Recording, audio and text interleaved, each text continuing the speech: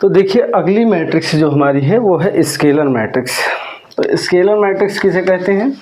तो अब एक डायगोनल मैट्रिक्स को ही हम स्केलर मैट्रिक्स कहेंगे अगर उसके डायगोनल एलिमेंट्स जो हों वो सारे के सारे इक्वल हो जाएं।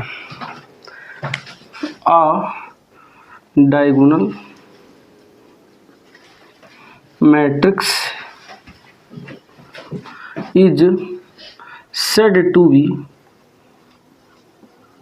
scalar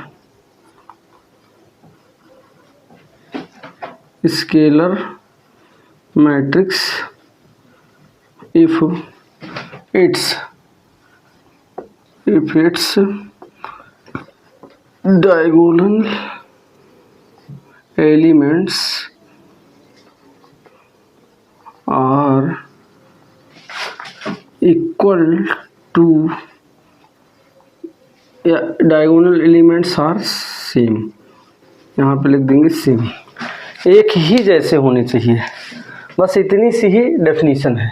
यानी कि कोई मैट्रिक्स स्केलर मैट्रिक्स कब होगी? अगर हम इसे मतलब स्क्वायर मैट्रिक्स से लेकर चलते, एक जनरल मैट्रिक्स से लेकर चलते, तो सबसे पहले उस मैट्रिक्स को स्क्वायर होना पड़ता, और स्क्वायर के बाद क्या होना पड़ता?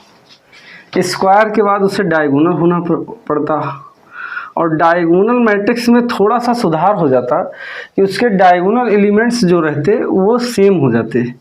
डायगोनल एलिमेंट्स क्या हो जाते? सेम। तब उसका नाम पड़ता स्केलर मैट्रिक्स। अब ये इसके पहले आपको मैंने इसीलिए क्रम से बताया है कि डायगोनल मैट्रिक्स क्या है। जब हम डायगोनल मैट्रिक्स के बारे में जानेंगे तभी स्केलर मैट्रिक्स के बारे में बात कर पाएंगे। तो डायगोनल मैट्रिक्स आप जानते ही हो कि जिसके नॉन डायगोनल एलिमेंट्स 0 होने चाहिए। अब यहाँ पे एक कंडीशन और आ गई कि डायगोनल मैट्रिक्स तो होनी चाहिए, लेकिन उसके सारे के सारे डायगोनल एलिमेंट्स क्या होने चाहिए? सेम होने चाहिए। जैसे कि यहाँ पे 0 हो गया, यहाँ पे -1 हो गया, 0 हो गया, 0 हो गया, 0 हो गया, -1 हो गया। अब ये कैसी मैट्रिक्स है?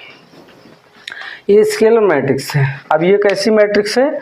स्केलर मैट्रिक्स, क्योंकि यहाँ पे देखो डायगोनल एलिमेंट्स सेम है, -1 -1 -1, तीनों के तीनों डायगोनल एलिमेंट्स हमारे सेम हैं।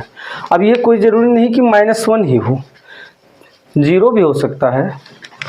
यहाँ पे देखिए बी मैट्रिक्स ले रहे हैं, यहाँ पे देखिए ये 0 मैंने ले लिया।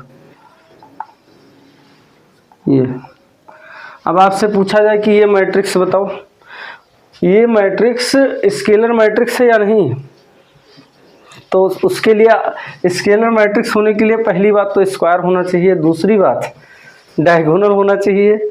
तो ये बताओ स्क्वायर मैट्रिक्स है कि नहीं है? तो बच्चों देखिए B इक्वल टू क्या दिया गया है? एक मैट्रिक्स है जिसमें 0 दिया है।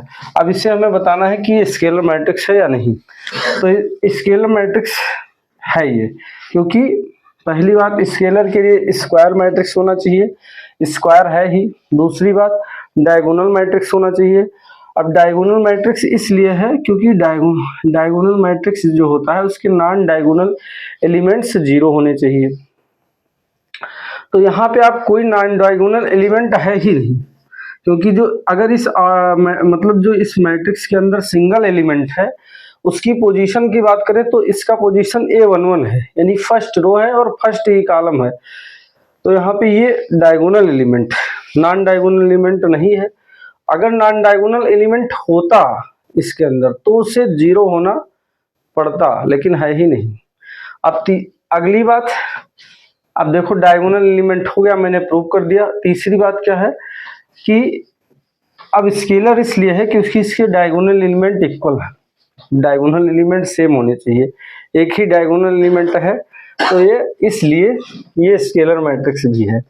अब यहाँ पे देखिए अगर हम ये लिख दें 0 0 0 0, बताओ ये मैट्रिक्स क्या स्केलर मैट्रिक्स है?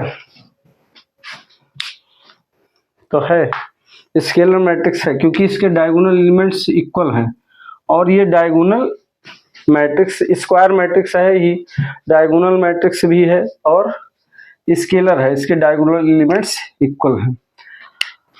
अगला मैट्रिक्स का एक एग्जांपल लेते हैं। जैसे मान लो A इक्वल टू दिया गया है 0 0 0 0 0 0। अब इस मैट्रिक्स के बारे में बताना है कि ये मैट्रिक्स स्केलर मैट्रिक्स है या नहीं। तो स्केलर मैट्रिक्स होने के लिए सबसे पहले स्क्वायर मैट्रिक्स का होना जरूरी है। स्केलर मैट्रिक्स तो तीसरे पायदान पे आता है। सबसे पहले कोई एक जनरल मैट्रिक्स को स्क्वायर मैट्रिक्स होना पड़ेगा, स्क्वायर के बाद उसे डायगोनल होना पड़ेगा, फिर डायगोनल के बाद तीसरे पायदान पे आता है स्केलर मैट्रिक्स। तो स्केलर मैट्रिक्स तो तब होगा जब उसके डायगोनल एलिमेंट्स इक्वल हों, और यहाँ दूसरी ही कंडीशन मतलब नहीं पूरा हो रही है कि स्क्वायर मैट्रिक्स ही नहीं है। डायगोनल एलिमेंट्स की बात मैंने जब की थी तभी आपको बताया था कि डायगोनल एलिमेंट्स केवल स्क्वायर मैट्रिक्स के लिए ही डिफाइंड है। तो इसलिए ये वाली मैट्रिक्स स्केलर मैट्रिक्स नहीं है। तो फिर कौन सी मैट्रिक्स? तो ये है नल मैट्रिक्स। ये क्या है? Null matrix. ऐसी कोई भी मैट्रिक्स जिसके सारे कोई भी मैट्रिक्स मतलब नल मैट्रिक्स या जीरो मैट्रिक्स का स्क्वायर मैट्रिक्स होना जरूरी नहीं है। वो स्क्वायर मैट्रिक्स हो भी सकती है और नहीं भी हो सकती है। तो अब मैट्रिक्स, जब हम नल मैट्रिक्स की डेफिनेशन लिखाते हैं तो क्या लिखाते हैं? A matrix A equal to Aij M cross N is said to be null matrix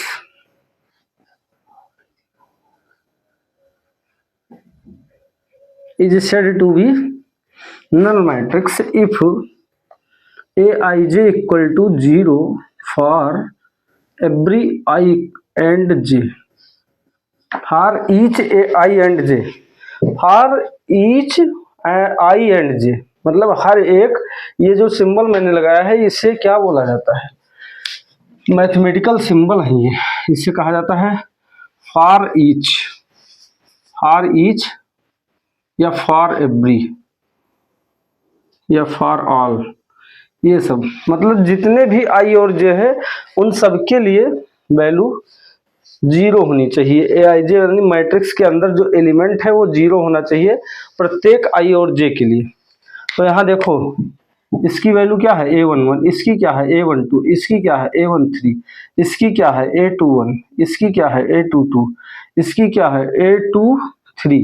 तो हर एक आई और जे के लिए यानी कि हर एलिमेंट 0 होनी चाहिए। ओवरऑल हम कह सकते हैं कि कोई भी ऐसा मैट्रिक्स जिसके सारे एंट्रीज 0 हों उसी को नल मैट्रिक्स कहते हैं। अब वो नल मैट्रिक्स स्क्वायर भी हो सकती है और नहीं भी हो सकती है। ठीक है।